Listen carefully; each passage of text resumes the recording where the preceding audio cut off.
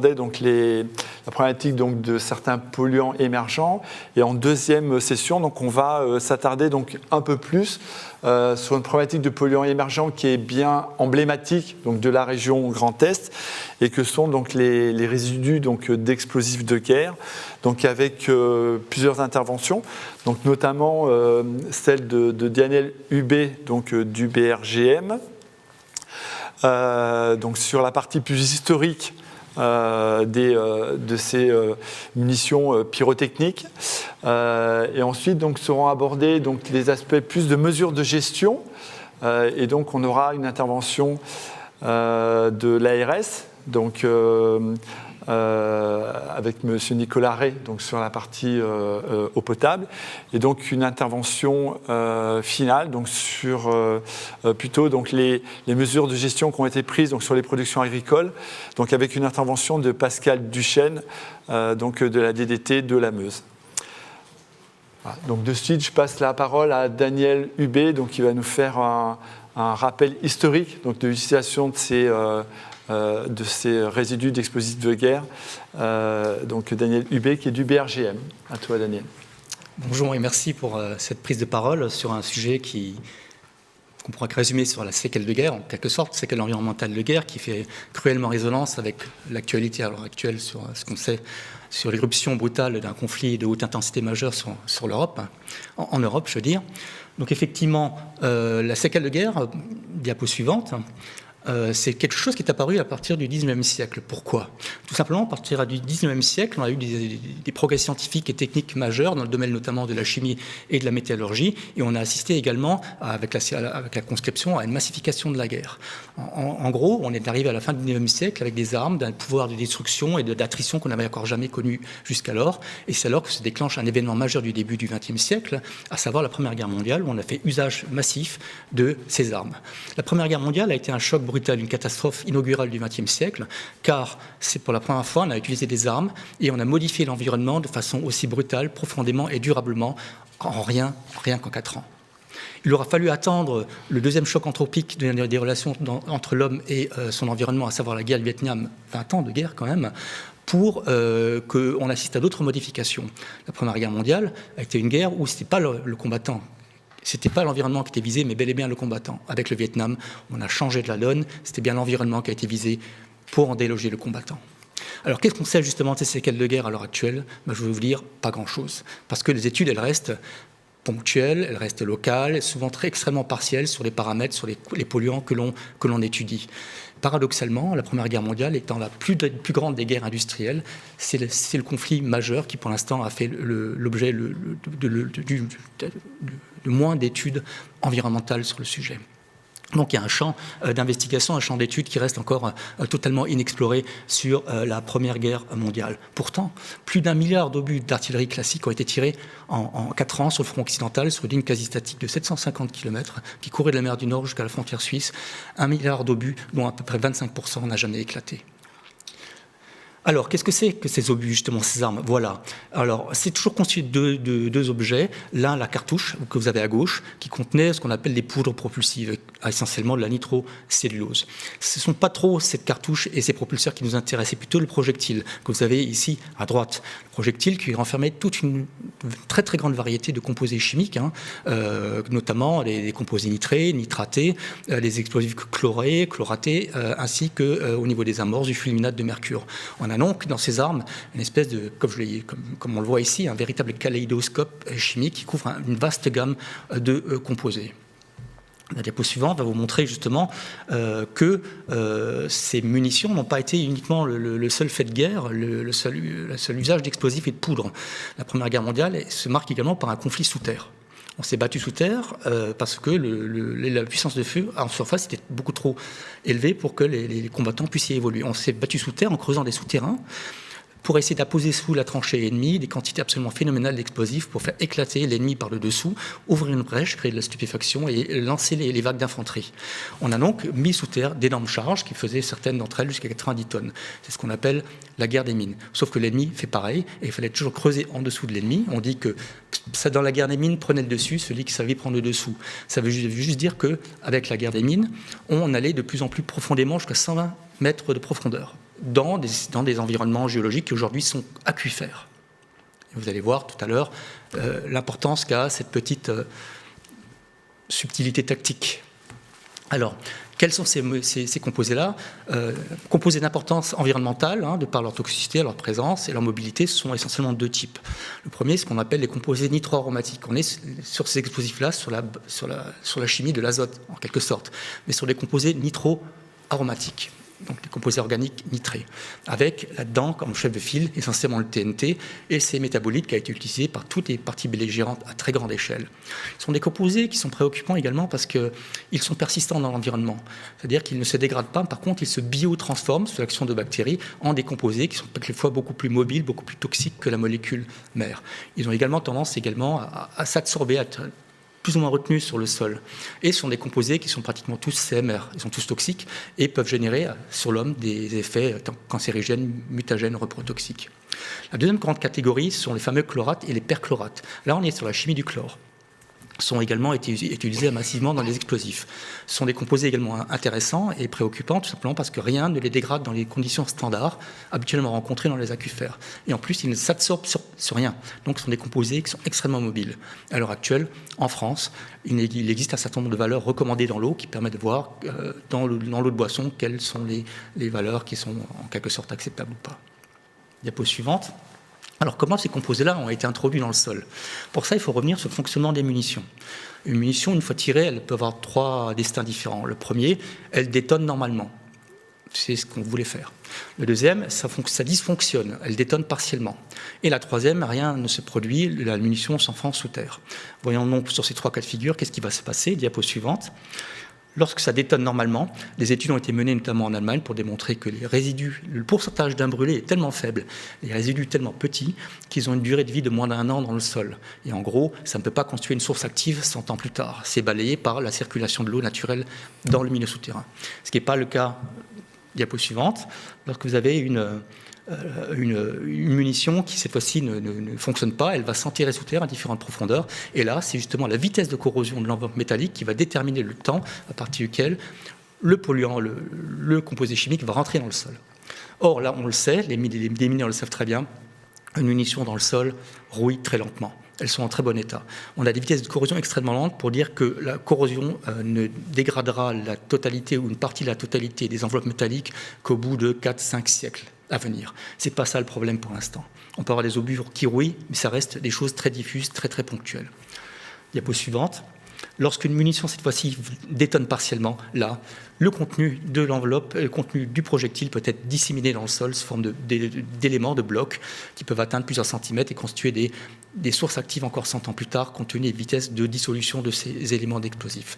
On voit ici sur cette diapositive que lorsqu'on vient volontairement faire éclater ce qu'on appelle pétarder une munition pour la détruire, c'est le même régime de détonation que l'on a et ces fragments d'explosifs sont disséminés autour du point d'éclatement et viennent polluer le sol autour du point d'impact, autour du point d'éclatement.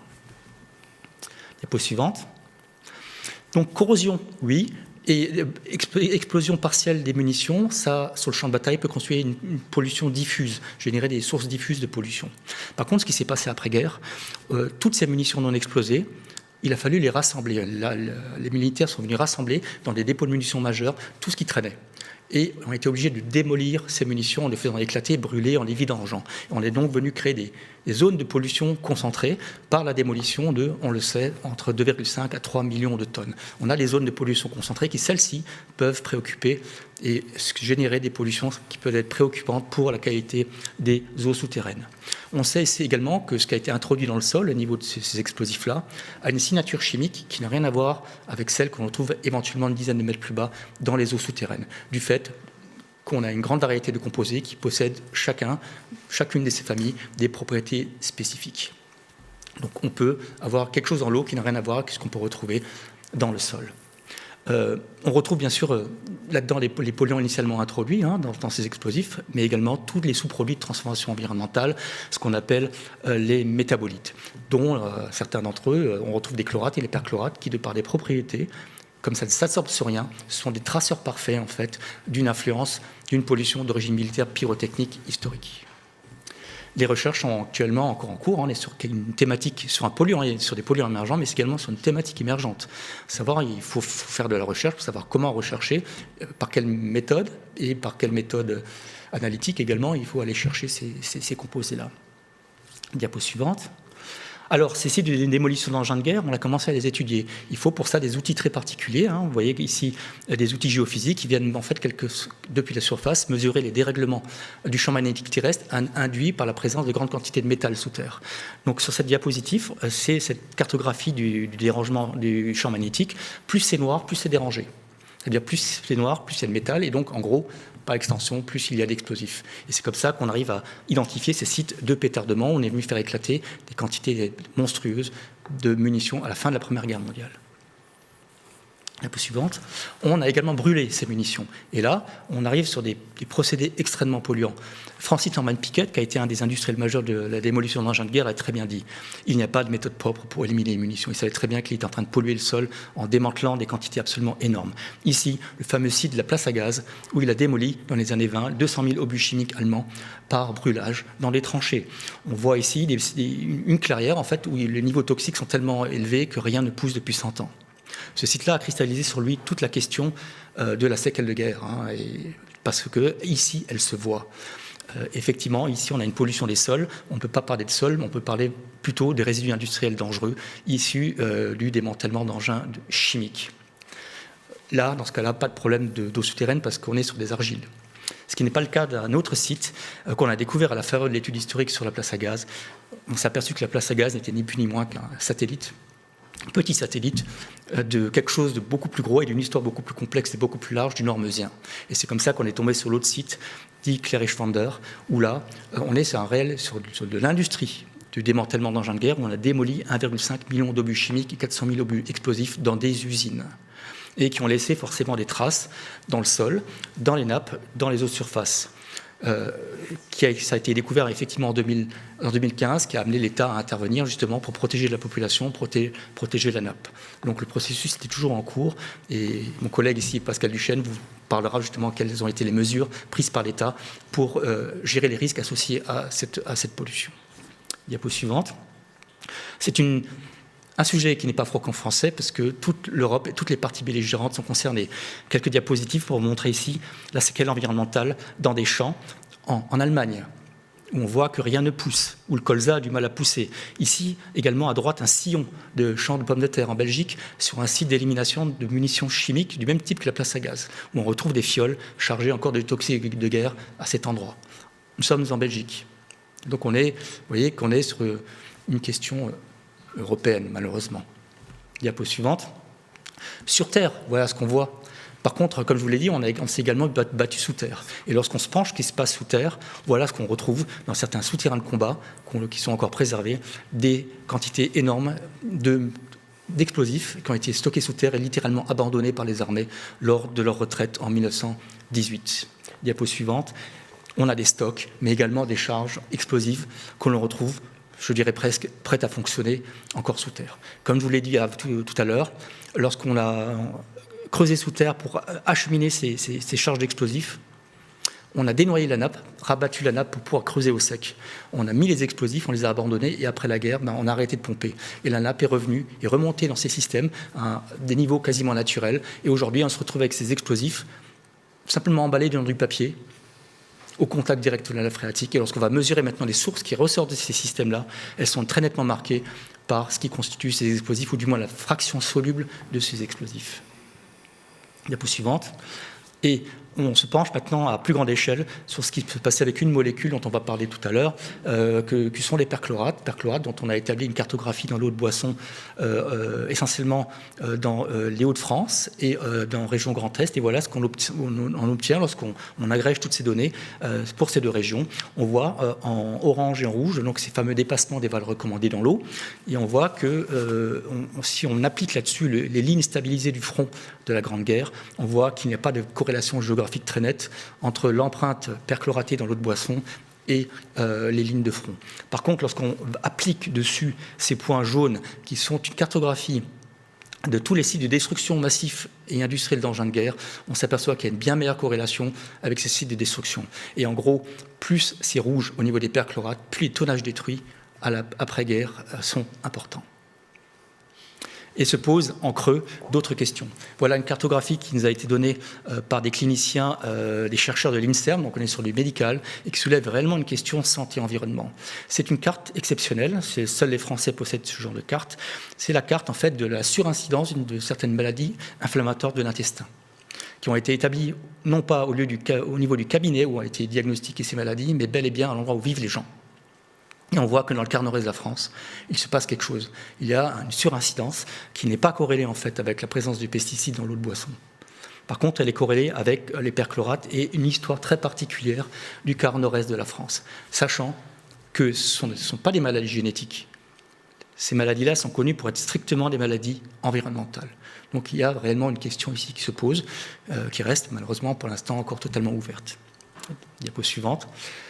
Donc pour conclure, comme je viens de vous le dire avec cette carte, le quart nord-est de la France et plus encore la région Grand Est est un territoire très particulier. On ne connaît pas d'autres territoires comme ça à travers le monde où les études environnementales ont été diligentées, qui a connu en 100 ans 3 conflits majeurs. Guerre 70, Première Guerre mondiale, Deuxième Guerre mondiale, et je rajouterai encore la guerre froide qui a amené à ces territoires à se surarmer pendant longtemps. Donc on est vraiment sur un territoire très très particulier où il est totalement pertinent de mener des études environnementales pour savoir quelle est l'empreinte de ces guerres et de cette activité militaire dans les eaux souterraines et dans nos sols. La Première Guerre mondiale a été clairement un conflit d'une violence absolument inouïe, d'une violence qu'on n'avait encore jamais vue, qui a marqué l'environnement. On le voit physiquement par des paysages transformés, mais on se pose maintenant la question, est-ce que ça n'a pas laissé des traces également dans les sols ? Et est-ce que ça a laissé des traces également dans l'eau souterraine et plus encore dans l'eau que l'on consomme au jour le jour. Donc les eaux, on le sait maintenant, elles sont localement marquées. Le perchlorate est là comme traceur. Mais comme l'a dit tout à l'heure Christophe Rossin avec l'action de l'ANSES, ce perchlorate n'est que la partie émergée d'un iceberg en fait, et c'est en quelque sorte le traceur de la présence potentielle d'autres substances qui peuvent également avoir des effets sur la santé. C'est effectivement dans les zones où il y a eu d'intenses bombardements qu'on va retrouver ces composés dans l'eau. Mais il peut y avoir essentiellement des pollutions diffuses. Mais à l'heure actuelle, l'état de la recherche pointe plus, je dirais, la question de l'après-guerre. Il semblerait que l'après-guerre, le nettoyage du champ de bataille, a en fait souillé nos sols et a été un événement encore plus polluant, en quelque sorte, que la guerre proprement dite, du fait de l'éradication de quantités absolument énormes de munitions, des quantités auxquelles personne en fait, ne s'attendait. Donc un bilan effectivement de la présence de ces substances dans l'eau de boisson et dans la ressource en eau est totalement pertinente compte tenu de toute cette histoire-là. Le perchlorate n'étant effectivement qu'un indicateur, attention, il peut se passer quelque chose. Et comme je l'ai dit un peu en préambule, on est ici sur des polluants émergents, mais également sur une thématique émergente qui stimule en fait la recherche dans le domaine de la métrologie. On voit tout ce qu'a fait l'ANSES sur une vaste gamme de composés pour réussir à les mesurer à des niveaux, à des concentrations qui permettent de les détecter dans la ressource en eau et dans l'eau de boisson. Mais ça implique également de développer des outils méthodologiques. Comment est-ce qu'on peut caractériser, par quel biais, caractériser ces influences historiques sur notre environnement, sur nos sols et plus avant encore sur la ressource en eau. Voilà, je vous remercie. Merci à vous, Monsieur Hubé, pour cette présentation passionnante. Et donc, on va maintenant passer la parole à Nicolas Reynaud de l'ARS, qui va poursuivre ce zoom sur les pollutions de l'après-guerre. Oui, merci et bonjour à tous. Donc moi, je vais essayer de vous balayer les différents événements qui se sont produits ces 10 dernières années, depuis la première détection des perchlorates et jusqu'à la gestion actuelle, et essayer de vous éclairer sur les modalités de gestion actuelles en regard de toutes ces incertitudes qui pèsent sur cette molécule, les perchlorates, et également tout ce panache de nouvelles molécules qui peuvent découler de ces découvertes. Donc en fait, un petit rappel de tout ce qui a été fait. Donc, je vais vous balayer tout ça. Donc, depuis des campagnes d'analyse qui ont été menées par l'ANSES, ça a été précisé par M. Rosin, des recherches et des études telles que M. Hubé a pu le décrire, des expertises sanitaires qui ont été déployées au niveau national, et puis des modalités de gestion mises en œuvre par les services de l'État au niveau des ARS notamment, et toutes ces modalités de gestion qui sont en fait évolutives en fonction des connaissances, et notamment aujourd'hui avec tous ces nouveaux polluants que l'on peut estimer ou découvrir et dont on ne sait pas encore grand-chose. Donc, la diapositive suivante, s'il vous plaît. Donc, un petit rappel que les perchlorates ne sont pas issus que de la guerre. Ce sont des molécules qui sont utilisées et ont été utilisées dans de nombreuses applications. Et donc, que ce soit dans l'aérospatial, dans l'armement, on en trouve dans les airbags, on en trouve en impureté dans l'eau de Javel, on peut en trouver dans des applications thérapeutiques. Ça a été utilisé par le passé aussi comme engrais dans des salpêtres chiliens. Donc en fait, une pollution qui aujourd'hui, en Grand Est, on va le voir, est particulièrement marquée par une pollution historique liée à la guerre, mais qui peut être par d'autres endroits et par ailleurs liée à des pollutions industrielles ou à d'autres activités. Donc focus Grand Est, pollution historique, mais pas que dans d'autres endroits. Donc pollution, voilà. Donc pour les risques sanitaires, alors comme on l'a dit, les perchlorates n'est pas une molécule mutagène ou cancérigène, mais elle va influencer le processus d'incorporation de l'iode par la thyroïde, et donc il y a quand même un impact sur la santé à prendre en compte, notamment chez les personnes les plus à risque que sont les nourrissons et les fœtus, du fait de l'immaturité de la thyroïde, et puis les femmes enceintes, bien entendu, qui sont plus sujettes aux perturbations thyroïdiennes. Chez un adulte en bonne santé, on va dire que les effets sont peu importants, il n'y a pas d'accumulation connue dans l'organisme, et donc des fluctuations de courte durée des hormones thyroïdiennes ne sont pas un problème chez l'adulte en bonne santé, bien entendu. Alors, diapositive suivante, s'il vous plaît. Alors, si on a posé la question des traitements des métabolites tout à l'heure, pour les perchlorates également, il existe des traitements. Alors, ces traitements, on l'a dit, les perchlorates sont une molécule très soluble et très volatile. Et donc, pour traiter ces molécules, il existe des traitements, mais qui sont souvent très poussés et très coûteux, et qui sont des résines échangeuses d'ions et ou des filtrations membranaires. Donc, petit rappel que ces traitements doivent bénéficier d'attestations de conformité sanitaire. Mais en Grand Est, donc, on n'a pas de traitement de ce type. Les solutions qui ont été privilégiées, ce sont bien entendu une substitution de la ressource. Lorsqu'elle a été trop contaminée, on va essayer d'aller chercher une ressource en eau moins contaminée, et où on va s'interconnecter avec un réseau voisin également moins contaminé pour bénéficier d'une eau de meilleure qualité.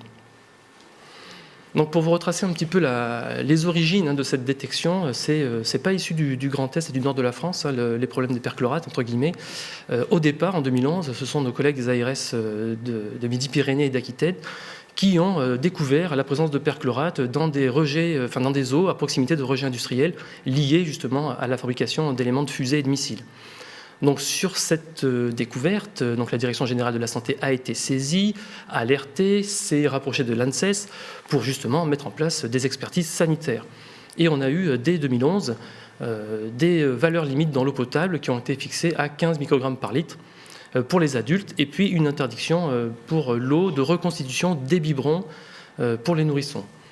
Cette proposition, cette recommandation a été rapidement évolué vers un nouvel avis en 2012 sur une restriction, une interdiction de la consommation de l'eau du robinet au-delà de 4 microgrammes par litre pour les nourrissons de moins de 6 mois et au-delà de 15 microgrammes par litre pour les femmes enceintes et allaitantes uniquement. Donc on est déjà passé en un an d'une restriction totale pour les adultes à une recommandation une restriction de consommation pour les femmes enceintes et allaitantes. Donc il y a déjà une marge conséquente sur les modalités de gestion qui s'est déroulée en une année seulement. Par ailleurs, et en parallèle, M. Rosin l'a expliqué, il y a des campagnes exploratoires qui sont menées par l'ANSES, et donc il y avait une campagne en cours à l'époque, et donc l'ANSES disposait d'un grand nombre d'échantillons prélevés partout en France, et a pu mener sur ces échantillons déjà prélevés en 2011 des mesures sur la présence de perchlorates partout en France. Et il en est ressorti, donc les résultats ont été fournis en 2012, il en est ressorti qu'il y avait des perchlorates, effectivement, de façon prépondérante, en Nord-Pas-de-Calais, en Picardie et en Champagne-Ardenne.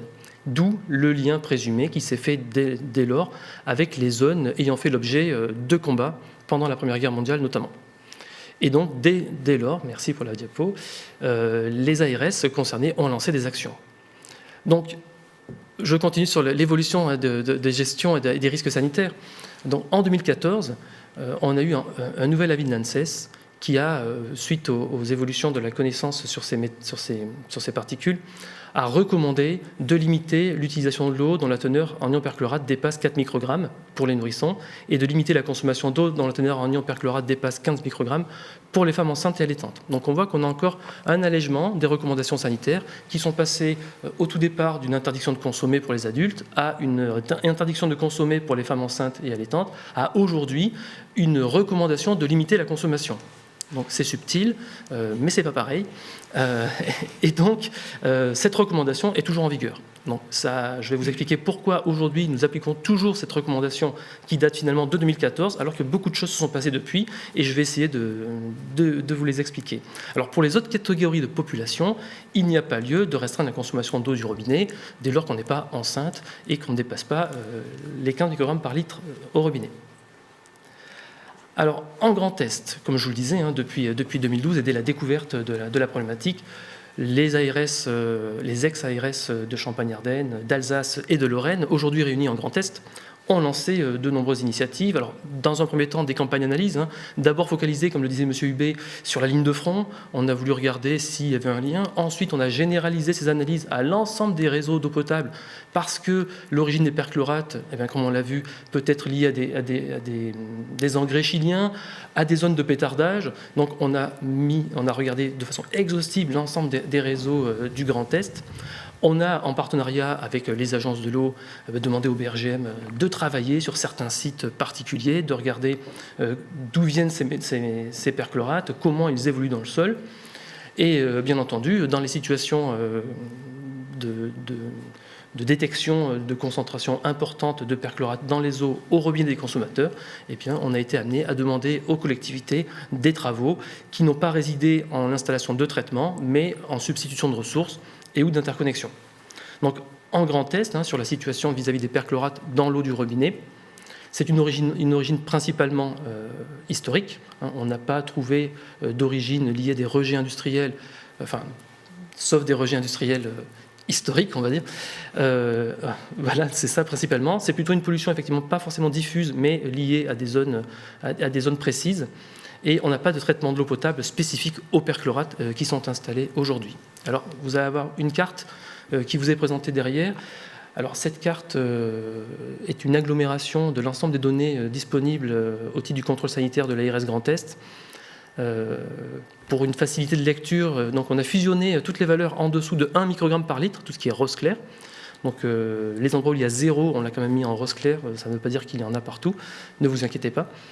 Néanmoins, on voit que, alors c'est pas sur le bassin Rhin-Meuse que dans l'eau du robinet il y a la problématique la plus prégnante, mais on est sur le bassin Seine-Normandie et le secteur Marne. Donc les cas qui dépassent les 15 microgrammes par litre sont très rares en grand test, heureusement, et font l'objet d'une attention particulière et de recommandations de limiter la consommation de l'eau. Il ne s'agit pas d'une interdiction de consommer l'eau. Alors bien sûr, sur chaque secteur, on a maintenu des suivis renforcés pour connaître les évolutions de ces molécules. Alors, que se passe-t-il depuis 2014 ? Eh bien, comme tout polluant émergent, la difficulté, c'est que tout le monde n'est pas forcément d'accord et les avis sont très partagés. Alors, je reviens sur le calcul d'une valeur de gestion telle qu'a été proposée par M. Munoz au début. Donc, ça va être très, très simple. Donc, grosso modo, une valeur de gestion, on part d'une VTR, une valeur toxicologique de référence. On va la multiplier par le poids de la personne, de l'hypothèse considérée. On va regarder la part attribuable à l'eau de cette molécule et puis on va la rapporter sur le volume consommé par jour. Donc pour les 15 microgrammes par litre chez un adulte, d'où ils viennent, eh bien en fait la VTR est à 0,7 microgrammes par jour et par kilo. L'hypothèse c'est une personne de 70 kg et la part attribuable à l'eau est de 60%. Et on va dire qu'une personne boit 2 litres par jour.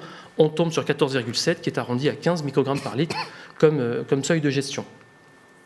Alors, ça, c'est l'hypothèse de base de 2014. Et qu'en est-il aujourd'hui ? Diapositive suivante.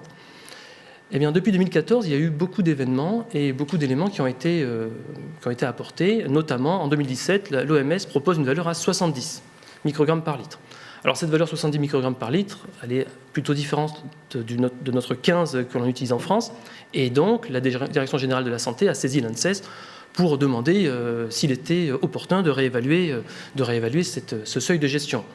Et en 2018, eh bien, on va dire à la surprise, en tout cas à ma surprise, à ma propre surprise en tout cas, les valeurs au lieu d'augmenter vers un 70 sont descendues à un 1 et 5. Alors pourquoi? Ça s'explique.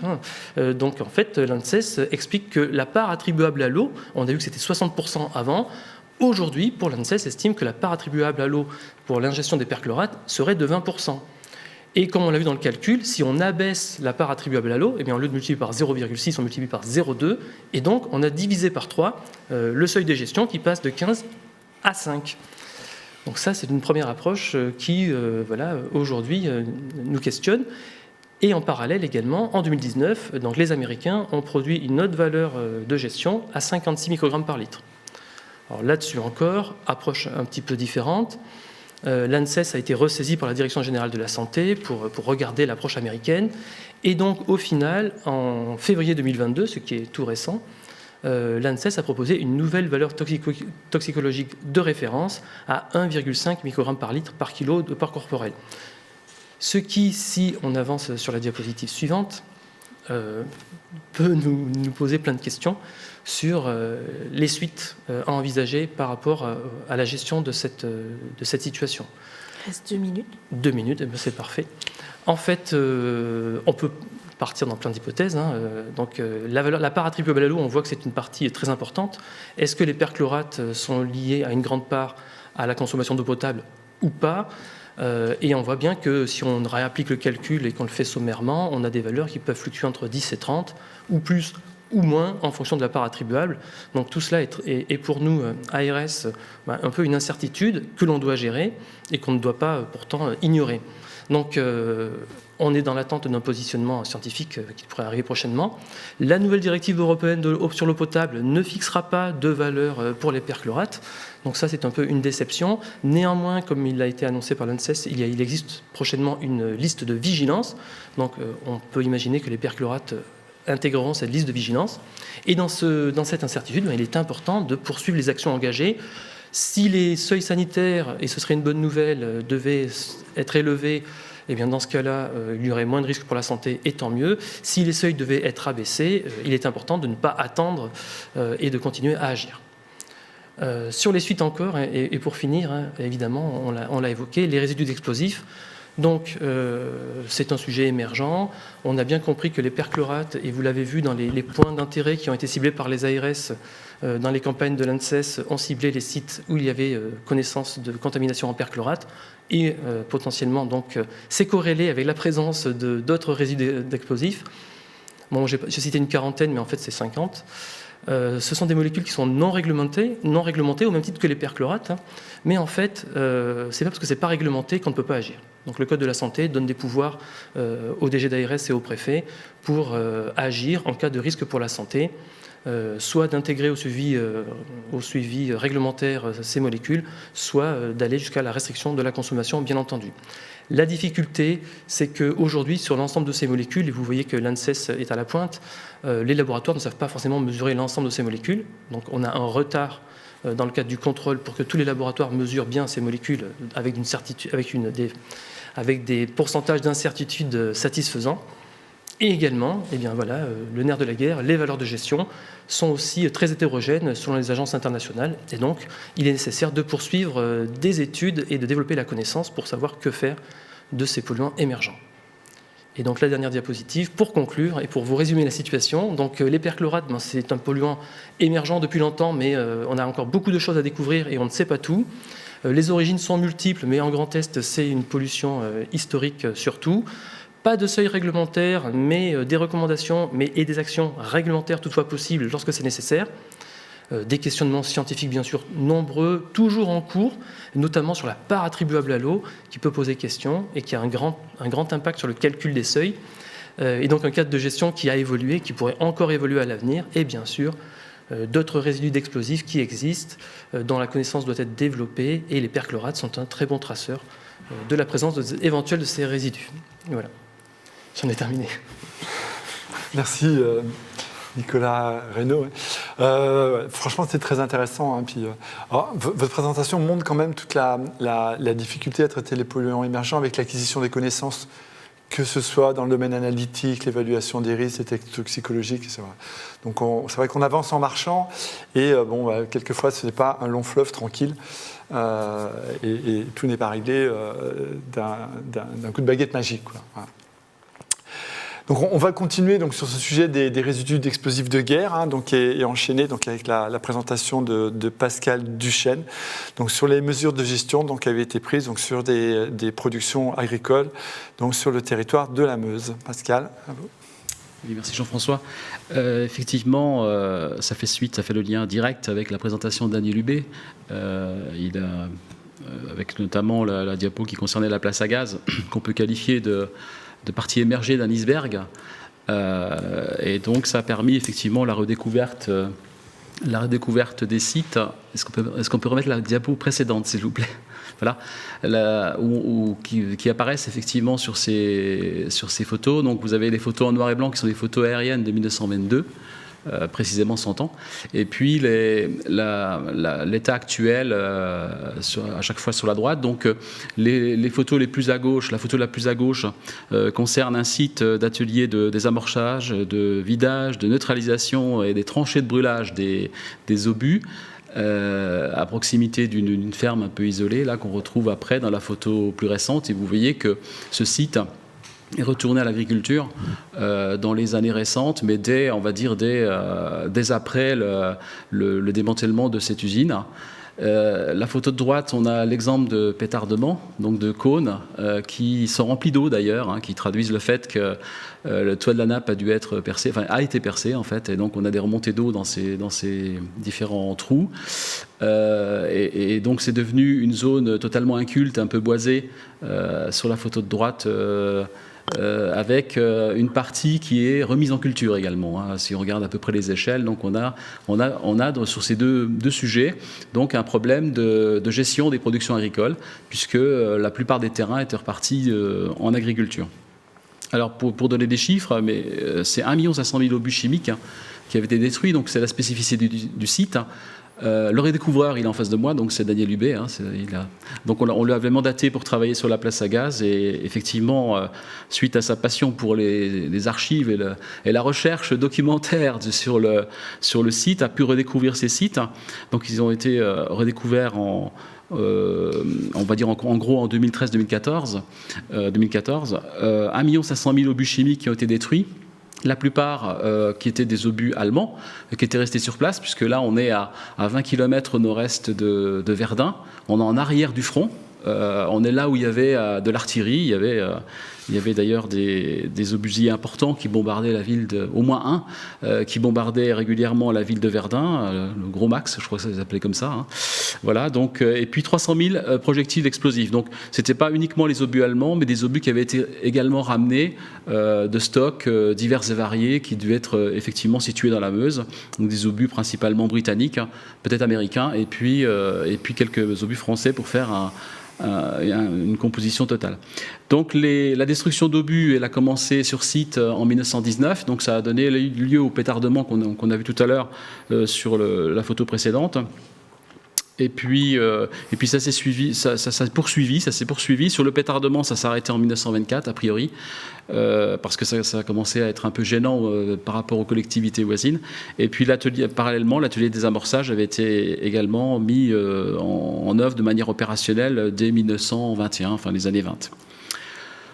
Alors, suite à la découverte, à l'identification de ces sites, donc un mandat a été donné au BRGM pour effectuer un diagnostic du site. Donc, un diagnostic a été établi entre avril 2014 à mars 2015, un diagnostic approfondi d'identification, de recherche des polluants, avec un polluant obus chimique, avec un polluant qui était très présent, enfin spécifique à ces obus-là, qui était l'arsenic. Qui est l'arsenic, donc puisque ces obus étaient à base d'arsine, donc qui était contenu dans une bouteille à l'intérieur de l'obus. Alors, à partir du moment où ces éléments ont été connus par le préfet de la Meuse à l'époque, et les différentes directions centrales des différents ministères concernés, alors les ministères concernés, c'est le ministère de la Santé, le ministère de l'Écologie et le ministère de l'Agriculture, donc le préfet, lui, a immédiatement décidé, en juin 2015, lors d'une réunion, donc d'appliquer le principe de précaution suite au rapport du BRGM. Alors ça peut sembler surprenant que 100 ans après, on mette en place un principe de précaution très large, puisqu'il a mis sous séquestre toutes les parcelles qui étaient susceptibles d'être peu polluées. Donc ça fait quand même un périmètre de 105 hectares.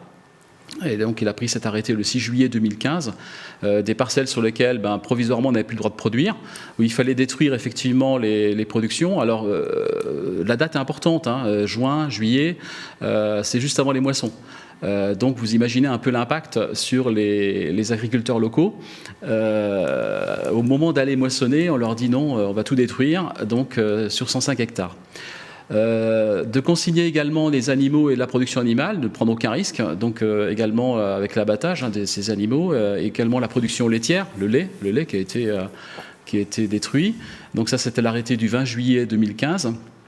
Également l'interdiction de consommation des poissons, puisqu'il y avait quelques pièces d'eau à proximité du deuxième site. Donc, interdiction de consommation de poissons et des produits issus de la cueillette et du ramassage sur les parcelles, puisqu'on ne savait pas, en fait, à l'époque, il pouvait y avoir migration, par exemple dans des champignons, par exemple dans les différents végétaux. Donc, un principe de précaution complètement appliqué, sachant que, certes, dans les années précédentes, les années sont, je reprends l'expression du préfet, avant on ne savait pas, maintenant on sait, donc on met en œuvre le principe de précaution, puisque rien ne nous permet de dire à ce jour, donc du mois de juin 2015, que le problème est réglé ou qu'il y a eu du lessivage des différents polluants et qu'on n'a plus grand-chose aujourd'hui qui puisse impacter sur les différentes cultures. Alors, voilà la localisation, donc une carte qui est mise pour vous localiser ça, donc 20 km nord-est de Verdun, à peu près 50 km de Metz au nord-ouest, donc sur un site, encore une fois, légèrement en arrière du front, et donc du côté allemand. Voilà. Alors, suite aux différentes analyses, donc le rapport du BRGM a été produit le 20 novembre 2015. On a pu libérer, le préfet a décidé la libération je prends le terme de libération, c'était vraiment ça en fait, pour permettre à nouveau aux agriculteurs de pouvoir récupérer leurs parcelles, des productions des parcelles non polluées, soit 89 hectares qui ont été libérés. Donc par différence, donc il reste à ce jour une douzaine d'hectares qui continuent d'être concernés sur 2 parcelles. C'est principalement l'épicentre, on va dire. C'est l'épicentre. C'est ce que je vous ai montré tout à l'heure sur les 2 photos de 1922. C'est là qu'il y a effectivement le plus de pollution, avec des concentrations extrêmement importantes à certains endroits.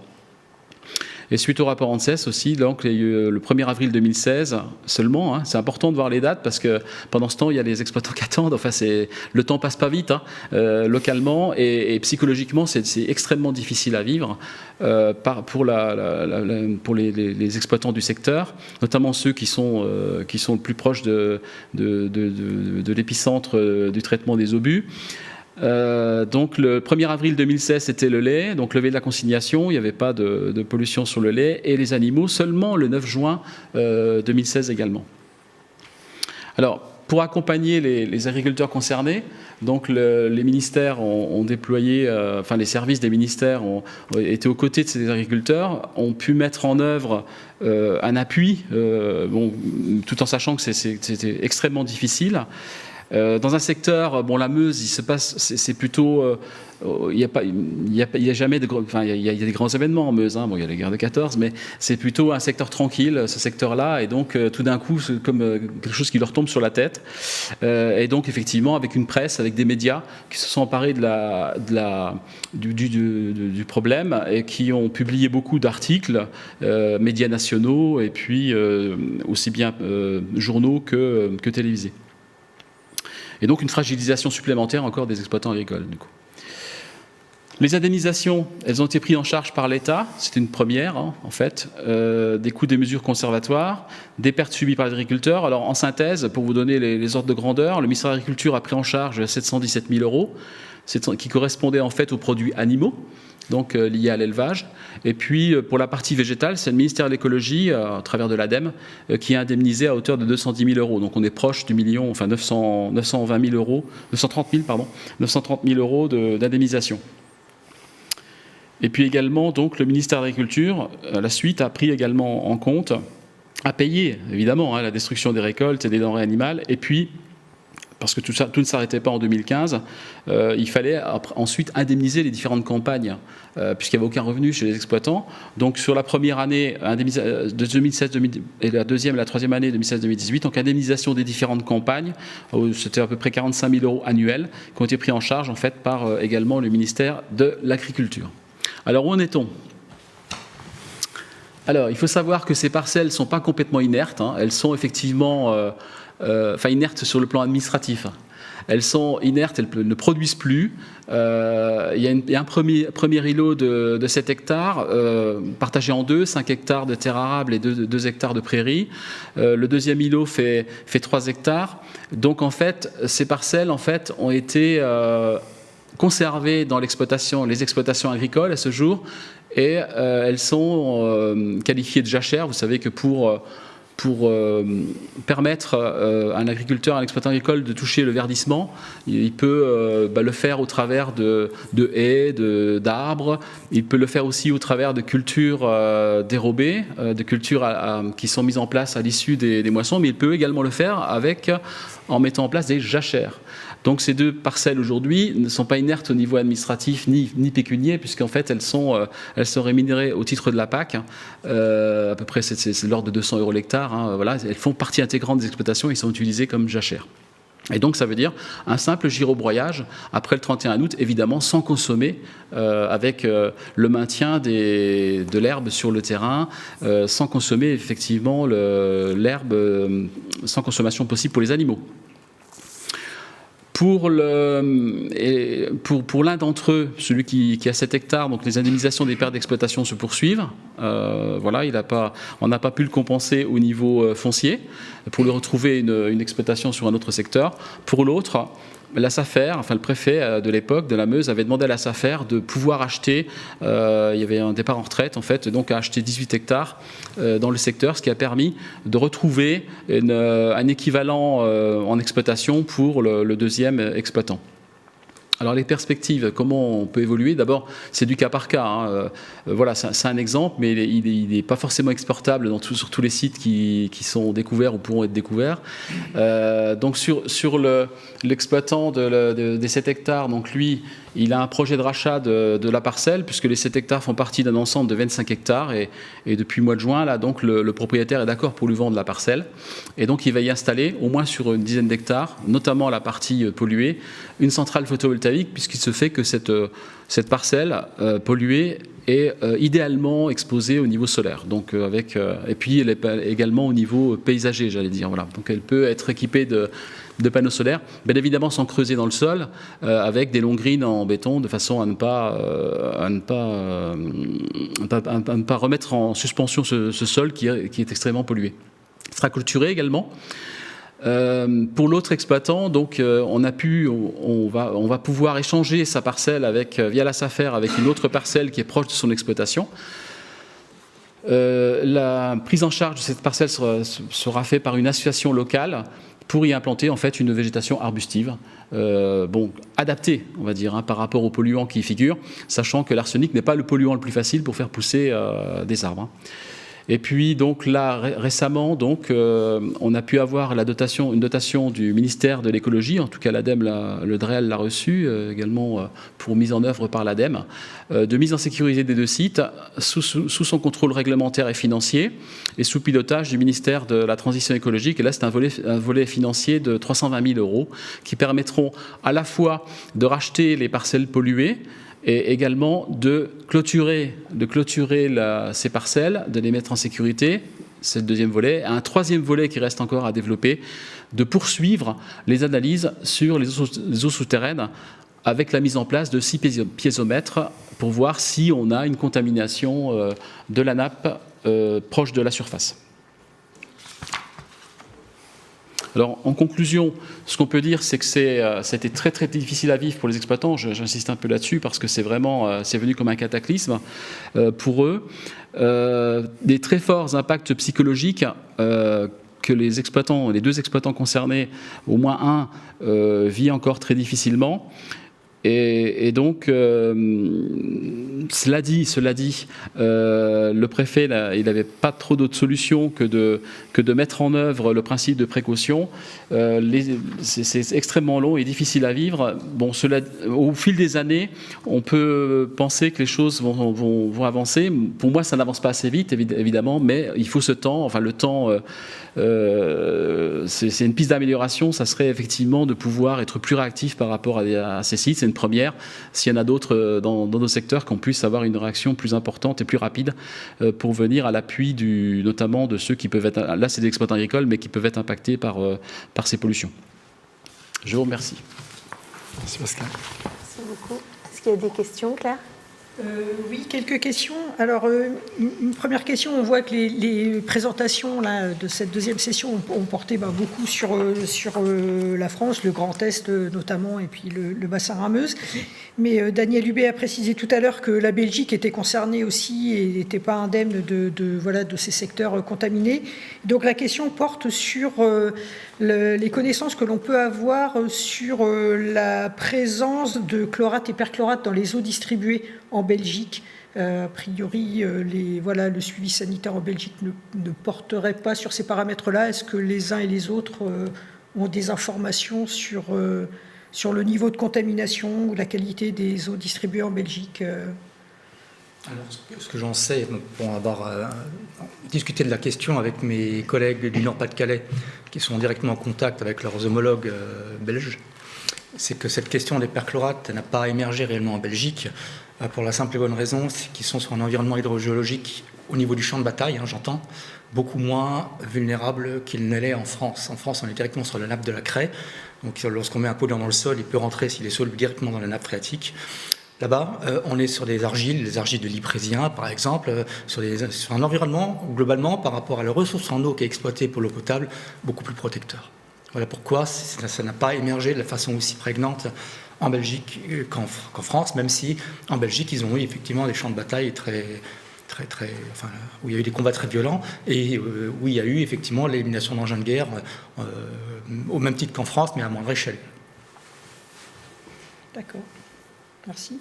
Et puis, une autre question qui porte peut-être, je pense, un petit rappel sur les paramètres qui sont pertinents quand on parle de champs de bataille et de pollution liée à l'après-guerre. Donc, on a bien vu qu'il y avait les perchlorates, parce qu'il y a des zooms qui ont été faits sur ce paramètre-là. Mais qu'en est-il de l'arsenic, des métaux, des autres paramètres qui pourraient aussi, qui sont pertinents ou pas sur les secteurs ? Je crois que Pascal a évoqué l'arsenic. Est-ce qu'on peut faire un petit rappel de la pollution qu'engendrent les secteurs d'après-guerre, on va dire, et puis quels paramètres sont pris en compte dans la surveillance et le suivi de ces sites ?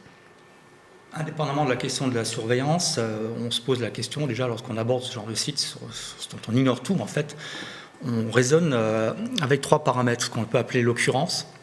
Est-ce que c'est présent et à quelle échelle ça a été présent ? Donc moi, ça me permet de tout de suite botter en touche la question de l'arme chimique, qui, bien sûr, est en tête toute la mémoire collective, en particulier en l'heure actuelle, mais plus encore dans les années 20, mais ça reste un épiphénomène. C'était 4% des obus tirés, en moyenne, moyenne sur l'ensemble du conflit, et 4% des pertes. La Première Guerre mondiale, c'était vraiment les explosifs contenus dans les obus. Même si localement, il y a eu des destructions d'armes chimiques, et localement, on peut amener à les chercher. Donc on travaille ces questions d'occurrence, on se plonge dans l'histoire pour ça, mais également sur le comportement des polluants, parce que comme on l'a dit, ça a été illustré à plusieurs reprises, que ce soit pour les pesticides ou les explosifs, ça se modifie dans l'environnement. Une molécule mère donne des molécules filles, on les prend en compte. Après, deuxième paramètre, la mobilité.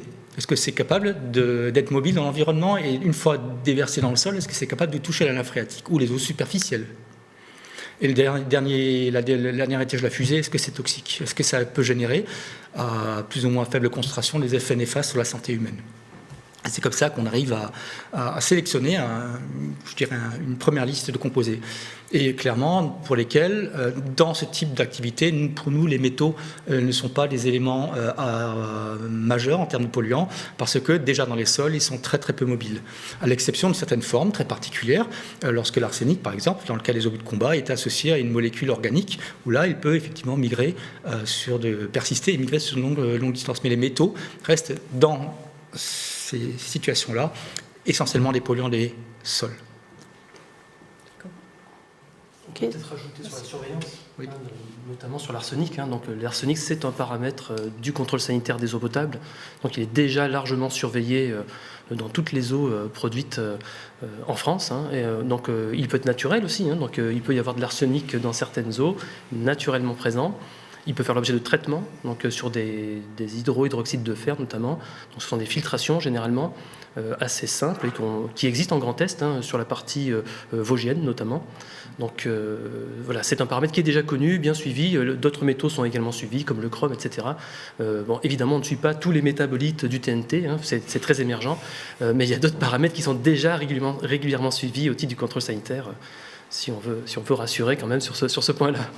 Et est-ce qu'on peut dire aussi que sur les différents sites qui ont été cités en Meuse, la place à gaz et puis le complexe Claret-Schwander, les investigations qui ont été faites ont montré qu'il n'y avait pas de pollution avérée des eaux de surface et des eaux souterraines, sauf sur un endroit où en fait on n'en a pas trouvé, mais on n'a pas forcément fait toutes les investigations et il reste quelques piézomètres à poser pour vérifier. Mais c'est vrai que par rapport à le risque a priori qu'on avait envisagé, on est plutôt rassuré sur les impacts réels avérés. Est-ce que je ne me trompe pas en disant ça? Non, en fait, la chance, en fait, le point positif, c'est qu'on se trouve dans le secteur de la Voivre, en fait, en secteur argileux. Donc, effectivement, à la fois sur la place à gaz et à la fois sur ces secteurs-là, alors, mis à part, effectivement, peut-être un aquifère souterrain si les toits de nappe ont été percés, on n'a pas eu de migration, effectivement, de l'arsenic ou des micropolluants. Sur la place à gaz qu'on a mesurée, heureusement, il n'y a pas de nappe. Par contre, la place à gaz occupe topographiquement une espèce de dôme, ce qui fait que lors des épisodes pluvieux forts, il y a un entraînement par ruissellement de particules polluantes et on a à proximité de la place à gaz tout un réseau hydrographique où on a pu mesurer effectivement une pollution non pas de l'eau mais des sédiments par les métaux les plus mobiles, à savoir le zinc, et par l'un des polluants majeurs de la place à gaz, les dioxines. Ensuite, au niveau du complexe Claret-Schwander, on est sur un environnement différent, on n'est plus sur un domaine argileux, mais on est sur un environnement où on a des calcaires en plaquettes qu'on appelle la dalle d'étain, qui n'est pas exploité pour l'alimentation d'eau potable dans le secteur de Spincourt, mais qui peut être localement exploité pour l'eau agricole, l'abreuvage, etc.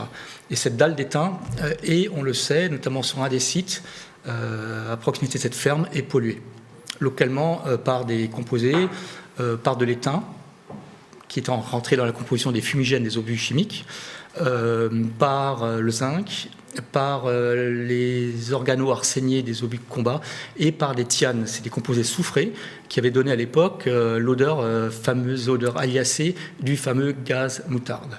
Donc on a un impact qui est connu et effectivement on a émis des recommandations pour dire ok c'est connu mais quelle est l'extension de cette chose-là qui justifie maintenant la pose de nouveaux piézomètres pour avoir une idée de l'extension de cette pollution et à minima d'en avoir conservé la mémoire pour dire attention dans ce périmètre-là, l'eau de la nappe la plus superficielle est impropre pour tel et tel usage. Très bien. Est-ce qu'on peut clore cette séance, séquence en tout cas? Cette séquence, oui. Écoutez, ça a été très intéressant d'avoir les trois interventions sur l'aspect historique avec Daniel Hubé, et puis les mesures de gestion donc sur l'eau potable et sur les productions agricoles. Donc voilà, donc je pense qu'on va pouvoir conclure cette session et faire une conclusion générale donc du webinaire. Ce webinaire donc, a l'objectif de ce colloque sur les émergents dans les eaux potables, donc visait à consolider donc, ce collectif d'acteurs qu'on a tous rencontrés ce matin, donc, qui étaient capables d'intervenir. On l'a vu, on va peut-être pouvoir passer la diapositive de conclusion parce que ça va rassembler, présenter un peu tous les... Voilà exactement. Donc on voit bien donc, l'ensemble du collectif d'acteurs qui intervient donc, sur les différents polluants émergents qui ont été présentés aujourd'hui. Tout un chacun avec ses compétences, ses responsabilités, notamment auprès des services de l'État et des opérateurs, donc, mais également ses moyens donc, pour soutenir l'ensemble de ces études. Donc on voit qu'il est essentiel un peu de pérenniser donc, ce dispositif. Tellement il peut être itératif ou récurrent, donc avec de nouveaux polluants émergents, ou pour approfondir un peu la connaissance donc, des polluants et des situations qu'on rencontre. Mais tant aussi le domaine donc, des polluants chimiques est vaste et complexe, et que la protection des ressources en eau aujourd'hui, dans nos bassins, soulève toujours quand même des enjeux environnementaux qui sont importants. Donc les présentations de ce matin donc, illustrent bien quand même tout le bénéfice de l'efficacité de ce collectif. Donc pour améliorer donc, la qualité de l'eau potable, on l'a vu pour les bromures, donc on l'a vu pour les perchlorates, mais pas seulement, donc pour d'autres produits donc en lien avec le consommateur. Voilà. Donc, on voit bien ce collectif d'acteurs donc, sur la région Grand Est. Donc, pour autant, donc, on imagine qu'il y a peut-être d'autres structures, donc, parmi notamment les personnes qui sont connectées, qui peuvent être intéressées donc, pour intégrer ces travaux et y participer. Donc, nous vous invitons donc, à nous rejoindre. Donc, sur la dia, il y avait les coordonnées donc, où vous pourrez nous contacter donc, pour échanger avec vous donc, de la région Grand Est, mais aussi d'autres régions donc, sur le territoire national. Ce qui nous permettrait peut-être de partager donc, avec des retours d'expérience donc dans vos régions et peut-être dans l'avenir proche donc de réorganiser ce type de colloque ou de webinaire d'ici 1 ou 2 ans et de pouvoir de nouveau enrichir mutuellement donc toutes les connaissances qu'on peut acquérir et puis toutes les remédiations qu'on peut donc réaliser donc sur ces ressources en eau. Voilà. Donc je vais conclure donc en remerciant un petit peu tous les intervenants. Donc, qui se sont mobilisés à la fois donc, dans ces travaux, mais aussi dans l'organisation de ce webinaire. Donc, il vous indiquait que le webinaire a été enregistré. Donc, il sera mis à disposition donc, sur le site de l'Agence de l'eau Rameuse très prochainement. Voilà. Dès lundi. Voilà. Et donc, vous pourrez le partager là, donc avec les collègues qui n'ont pas pu participer ce matin avec nous. Et dans l'attente de vous retrouver, donc je pense qu'on vous remercie tous chaleureusement pour votre présence et on vous dit donc à très bientôt pour un nouveau webinaire. Voilà. Merci à tous et à bientôt. Bon appétit. Et puis n'hésitez pas donc à nous contacter par mail, Jean-François ou moi, et on relayera à l'ensemble du collectif si vous souhaitez rejoindre ce collectif de travail. Merci encore, bonne journée. Au revoir, merci. Au revoir à tous.